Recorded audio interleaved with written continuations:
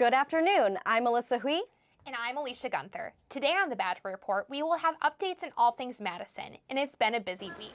Coming up in today's economy, is there still a future in family dairy farms? And later, Forward Madison advances to the postseason, fueled by fan support. But first, we'll give the latest updates on the video that has sparked concerns about how minorities are represented on campus.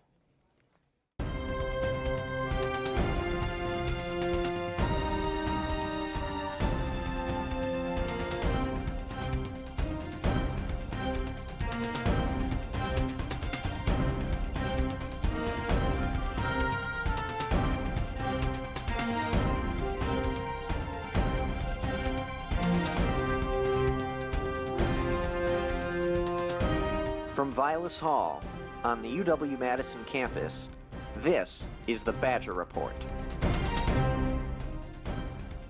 Students at UW-Madison are criticizing a homecoming video that features no student of color.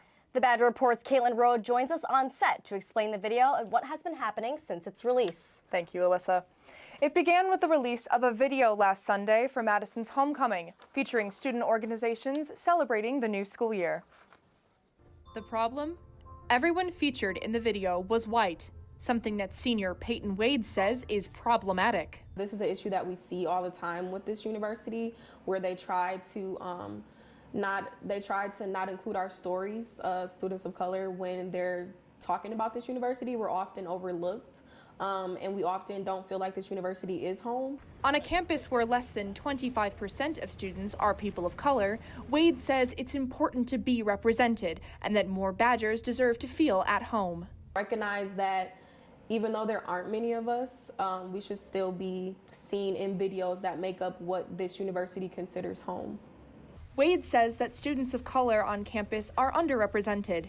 UW student Dylan Helmenstein, who was in the video, echoes this. He says there needs to be more discussion around diversity on campus and encourages other students to see how videos like this affect students of color, and that answers may lie with the individual. I just think it's really important for people, white people, to not just think like, oh, that was wrong and move on. I think it's really important for you to admit to yourself that you have these inner prejudices, because otherwise, you're never going to improve yourself either. And if you're not improving yourself, you can't expect an institution to do it yourself. So the Alumni Association, which oversees the homecoming video, apologized last Friday, saying, "We stand with our students of color and hear their voices with a clear commitment to action, not only about the video, but their broader experiences of exclusion on campus. While we have a number of efforts underway aimed at improving campus climate, this incident presents an important opportunity to reaffirm our commitments to bring about meaningful change." The email claims that the university plans to develop more effective diversity training for all student organizations and establish review protocols for future content. We will also continue our dialogue with students, alumni, faculty, staff, and community members. Your courage to speak your truth makes our campus and community stronger. Speaking the truth is exactly what students like Peyton urge others to do when controversies like this arise.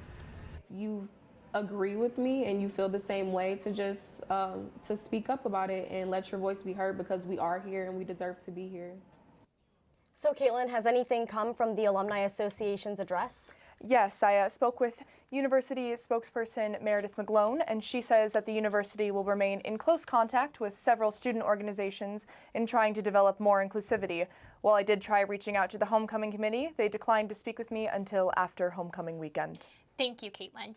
Madison Police Chief Mike Koval resigned his position last week, and the city has been working to adjust ever since. The next commission made up of 5 citizen volunteers. Interim Chief Victor Wall assures Madison residents these changes will not affect police departments in public service.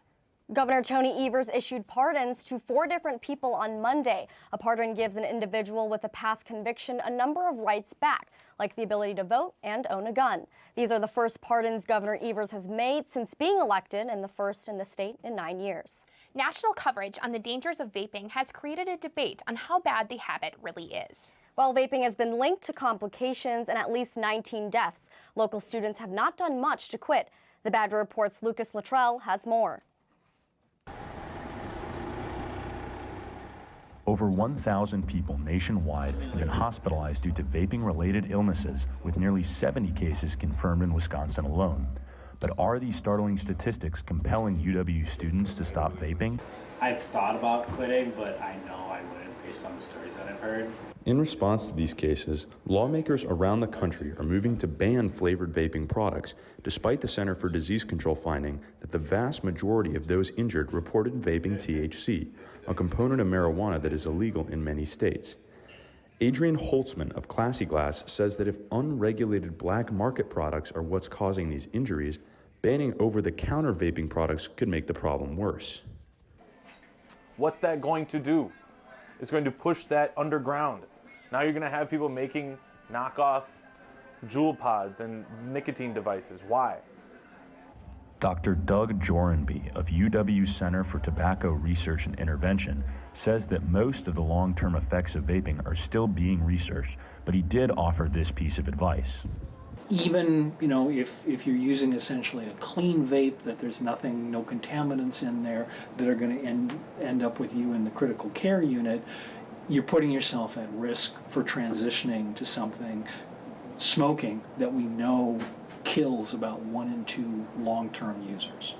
So, not really great odds. For the Badger Report, I'm Lucas Lateral.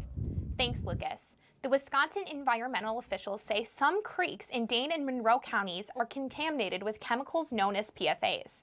The chemical is usually found in non-stick products like firefighting foam. Governor Evers has changed what has been known to Columbus Day as Indigenous Peoples Day. Wisconsin is the 8th state to do so. Indigenous Peoples Day is on the second Monday of October. Wisconsin is often called America's Dairyland, but is that still true? At Madison's World Dairy Expo, family dairy farms looked into their future. The Badger Report's Laura Bunn has the story. For Casey Pfaff, dairy farming is a family affair. A fourth-generation dairy farmer, Pfaff has been lucky so far, but many family farms have been hit hard by low milk prices and higher costs of living. It's almost impossible to have enough cash to cash flow from just a little family dairy. It's hard. It is a widespread issue that is causing America's dairyland to rapidly lose family farms. If you go back and I talk to my dad, my grandfather, they've had challenges through the years. An awful lot of them have been different economic challenges, so I think there'll always be a place for the family farm. While family farms face financial strains, experts believe there are solutions. You need to diversify and you need to think about alternative sources for revenue. So I love to milk cows, but maybe could I have, school groups come out and be a revenue stream? Could I make a product? Could I compost the manure and sell it to gardeners? Pfaff's family has found success selling cash crops and turning one of their barns into a wedding venue. With a variety of solutions available, Pfaff is hopeful for the future of his family's farm. It takes a lot of time and hard work to make a farm run, and it's not worth it to go backwards. While the future of dairy farming is evolving, the farmers behind the operation believe it is here to stay. For the Badger Report, I'm Laura Bunn.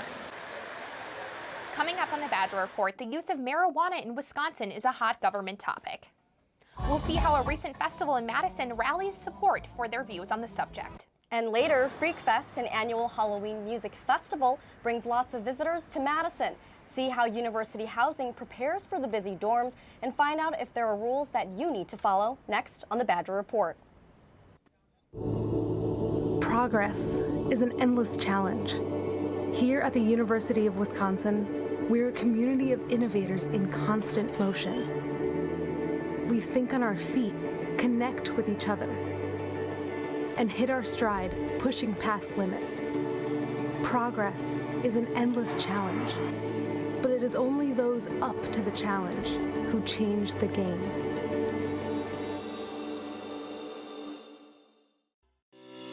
More than a century ago, we made a commitment to our state. We promised to educate the sons and daughters of Wisconsin.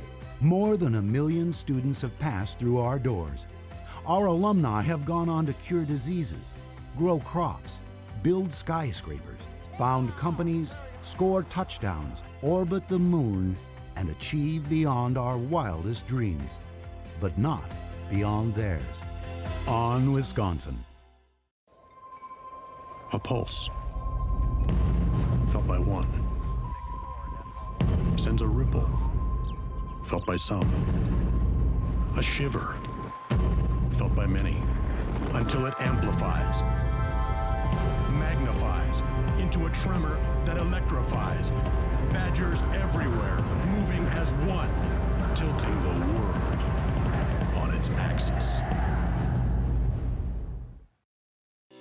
At the turn of the last century, we made a promise to our state. We promised that we would not rest until we made life better for Wisconsin. We looked in our own backyard and we planted different crops, bred new herds, identified vitamins, improved harvesting machinery, established food safety standards, and churned a lot of ice cream. We haven't stopped working to make life better for our state and the world on Wisconsin. On Tuesday, the Wisconsin Senate was in session with a bill about hemp on the docket. The bill updates Wisconsin hemp regulation after the government okayed the crop in last year's Farm Bill. The bill lowers the amount of THC hemp can have to match the current federal level of 0.3%. The issue goes further than that with the hemp bill. With the Wisconsin activists rallying for more rights with cannabis, the Badger Report's Will Keneally has more. Thanks for coming to the 49th Annual Great Midwest Marijuana Harvest Festival! A rainy Saturday did not deter people from coming out to Library Mall over the weekend. Eric Marsh, a member of the advocacy group NORML, braved the downpour for a mission. We're out here every year, collecting petition signatures, selling merch, and trying to get more people involved with the movement. Marsh and his group are pushing for full legalization of recreational and medicinal cannabis. Advocates are also pushing for action in the state capitol behind me. For those like 11-year-old Nora Lau, that policy push is personal. I have had seasons that would not stop. My muscles get really tight, and it is really, really painful. She talked about her struggles with Rett syndrome. Her parents say that she's an energetic child before the neurological disorder took control over her body movements. We feel that having full medical cannabis legislation here will be able to take that next step to control her seizures naturally. A bill to let the Laus use medical cannabis is currently tied up in the Republican-controlled state legislature. Republican Senator Patrick Teston supports the measure, but he says the bill will be a hard sell in a Republican caucus. They're not supportive, and they have a number of different reasons and concerns. On the Assembly side, Speaker Robin Vos says he would be open to considering medical marijuana, but the wavering in the Senate leaves the bill's future unclear. For the Badger Report, I'm Will Keneally. Thanks, Will. The Wisconsin Science Festival runs from October 17th to the 20th with more than 250 events across the state. Events range from art exhibits, tours, and panels and breakout discussions. A full list of events is available on the festival's website, and a lot of them are held here in Madison. Wisconsin's largest annual Halloween party is right around the corner, and it does have a reputation of getting out of hand. The Badger Report's Lexi Schweinard shows us what university officials have planned. In just 1 week, one of the most anticipated events of the year for non-Madison students will be upon us. I just know that it's just this huge Halloween party, kind of. The name of this event is Freak Fest. Even though it may be a fun weekend for those attending, UW staff must prepare for the spooky madness. We have done for a good long while now a no guest policy that weekend from I think it's Thursday through Sunday. And so if you do live with us in the residence halls, you cannot bring in guests who are not other residence hall students. This dorm, Whitty, is one of 20 residence halls on the UW-Madison campus. Each dorm requires tight security that weekend, starting on Thursday and going through to Sunday, to ensure that no guests are coming into the building. All of the buildings we kind of operate a little bit differently because the need is just different. You know, some of our buildings in the southeast where there's just a lot more people walking around down there in State Street, we just want to have a little more staffing in place to make sure that our buildings are safe, that nobody's coming in who doesn't belong there. Not only do UW residence halls prepare for the influx of visitors, the UW Police Department takes precautionary measures as well. We have extra officers who patrol the unions, extra officers who are patrolling the residence halls, and then we also send some officers over to State Street. With these things in mind, students should have a safe Freak Fest weekend. For the Badger Report, I'm Lexi Schweinard. If you're going to the farmers market or football game this weekend, you'll want to stick around with us for weather updates.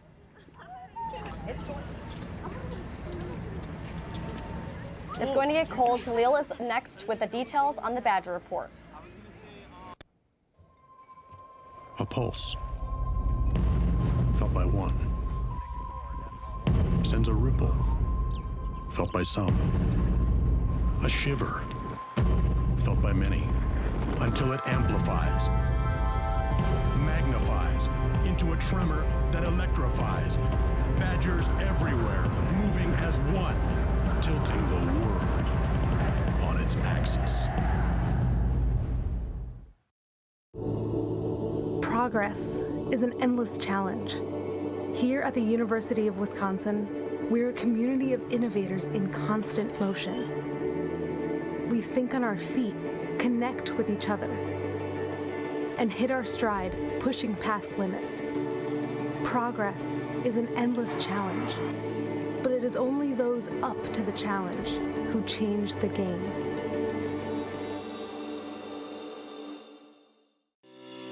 More than a century ago, we made a commitment to our state. We promised to educate the sons and daughters of Wisconsin.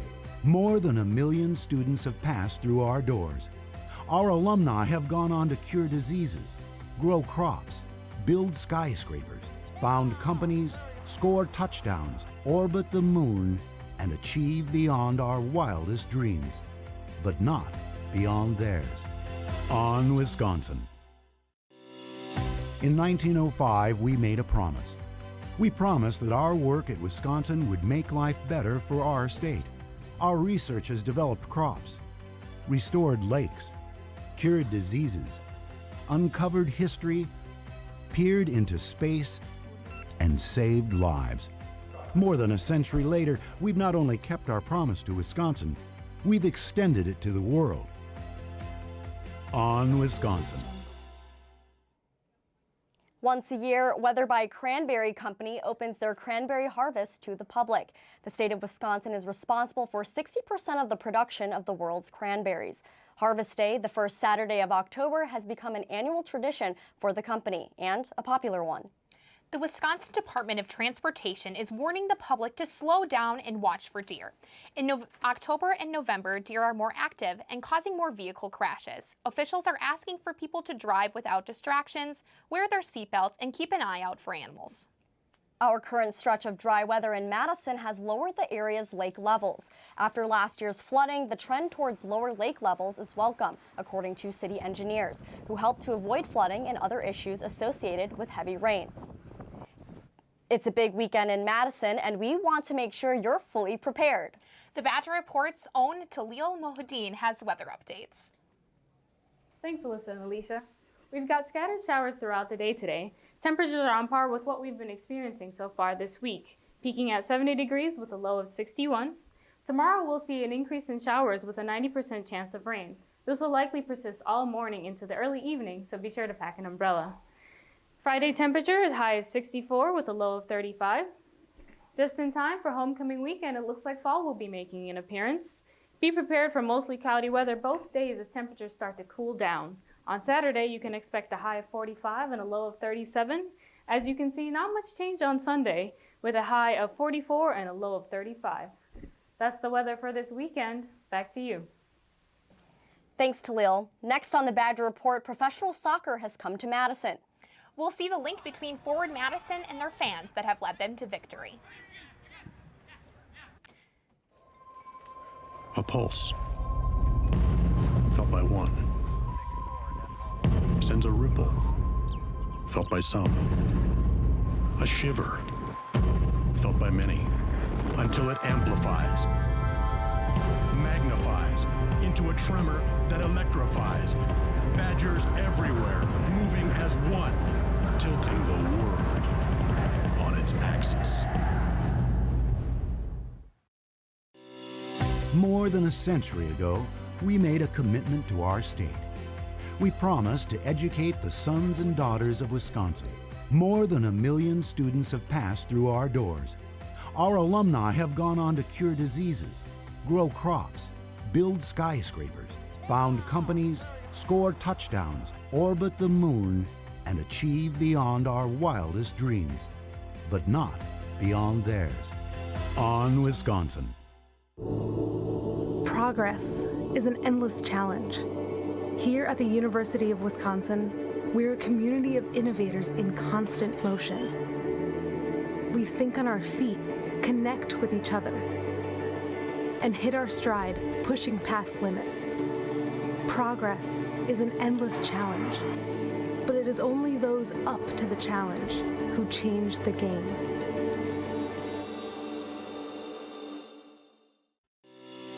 In 1905, we made a promise. We promised that our work at Wisconsin would make life better for our state. Our research has developed crops, restored lakes, cured diseases, uncovered history, peered into space, and saved lives. More than a century later, we've not only kept our promise to Wisconsin, we've extended it to the world. On Wisconsin. Local university and sports teams have been busy this past week. The Badger Report's Lucas Lateral joins us to tell us some sports updates. Thanks, Alyssa. The Wisconsin Badgers football team rolled to 5-0 this past Sunday after defeating the Kent State Golden Flashes 48-0. Running back Jonathan Taylor had a monstrous outing, rushing for 186 yards and 4 touchdowns on 19 carries, while the Badger defense held Kent State to just 124 yards in total offense. The 8th-ranked Badgers will face off against Michigan State at Camp Randall this Saturday for their homecoming game. The Badger men's soccer team suffered a tough overtime loss against Michigan State on Sunday, after Michigan State scored off a corner kick in the 94th minute of the game to put them over the Badgers by a score of 2-1. The Badgers have struggled this season and have not won a game since they defeated Lehigh University over a month ago on September 8th. They'll aim to break their losing streak when they play at Rutgers tomorrow night. Luckily, though, for soccer fans, the Badger women's team continued their successful season last Saturday with a 1-0 win over Purdue. Freshman Jenna Kiraly scored the deciding goal, the first of her career as a Badger. The team is 5-0 in the Big Ten and will try to remain undefeated when they face the Minnesota Golden Gophers at home tonight. The Badger women's hockey team improved to 4-0 after they defeated Penn State in 2 games last weekend. The Badgers defeated Penn State 3-0 last Saturday, with junior Darryl Watts scoring in both the first and third periods, and fellow junior Caton Schneider also putting up a goal in the third. The team will look to continue their success as they face off against Ohio State tomorrow night in Columbus. The Badger men's hockey team will also play tomorrow as they kick off their regular season game with a game against Boston College in Chestnut Hill, Massachusetts. Men's hockey is looking to improve this season after being eliminated in the first round of the Big Ten men's hockey tournament by Penn State last year. Forward Madison has looked as tough as its competition during their inaugural season this year. They defeated the Lansing Ignite 1-0 Saturday in their final regular season game, moving them into the playoffs. To get a look at how the team has come this far, the Badger Report's Montana Leggett has more. Head coach Daryl Shore knows coaching a new team isn't easy, but this team has risen to the occasion. It's, I think, a testament to what our club has done in the first year. Shore says the team has worked through a challenging schedule to get to where they are now. Madison's home atmosphere has been a crucial motivator during the season. I think the atmosphere at home, our fan support throughout the year. Forward Brian Beeman says fans have equally stepped up this season. It just makes a big difference coming in, especially playing at home, knowing that we're going to have essentially a 12th man supporting us at all times. He says the core group of fans known as the Flock helped further the team's success at home and on the road. One of the Flock's founding members, Nick Adam, says fans have become like a close family. This helps them create many unique chants and cheers. We chant along to the Tetris theme song from the OG, NES Game Boy game. You jump back and forth in the rows, and when you're watching from a distance, it creates a cool illusion. Adam says he looks forward to what fans will bring this postseason and into next season. The postseason will bring many opportunities for the team and maybe even some new fan traditions. Fans, players, and coaches say fan support will continue driving the team forward as they move into the upcoming games. For the Badger Report, I'm Montana Leggett. Alyssa and Alicia, Forward Madison is ranked number 4 and will take on number 1 ranked North Texas on Saturday night at 7 p.m. Thanks, Lucas, for keeping us updated on everything sports. So, and if you're going to the Badger game this weekend, you might notice something new. We'll tell you who that is up next on the Badger Report. Progress is an endless challenge. Here at the University of Wisconsin, we're a community of innovators in constant motion. We think on our feet, connect with each other, and hit our stride, pushing past limits. Progress is an endless challenge, but it is only those up to the challenge who change the game.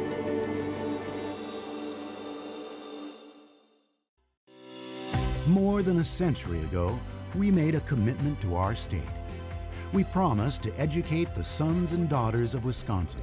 More than 1 million students have passed through our doors.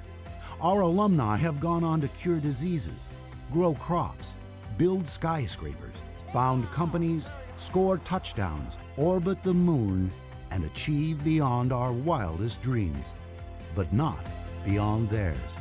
On Wisconsin. A pulse, felt by one, sends a ripple, felt by some. A shiver, felt by many, until it amplifies, magnifies into a tremor that electrifies. Badgers everywhere, moving as one, tilting the world on its axis. At the turn of the last century, we made a promise to our state. We promised that we would not rest until we made life better for Wisconsin. We looked in our own backyard and we planted different crops, bred new herds, identified vitamins, improved harvesting machinery, established food safety standards, and churned a lot of ice cream. We haven't stopped working to make life better for our state and the world. On Wisconsin. There's a new face on the football field at halftime. The Wisconsin Marching Band has welcomed Corey Pompey as their new director this year after Mike LaCrone resigned at the end of the 2019 school year. Pompey took the reins. You can catch him directing the band in their medley of songs at the football game this Saturday. With the homecoming game on Saturday, there's a lot going on in Madison to celebrate and prepare. Spend your weekend watching the parade, taking part in free food, games, and more. For a full list of the homecoming fun, visit the Badger Report's website. That is it for this week's broadcast. Thanks for tuning in. For the Badger Report, I'm Alicia Gunther. And I'm Melissa Hui. Have a great weekend.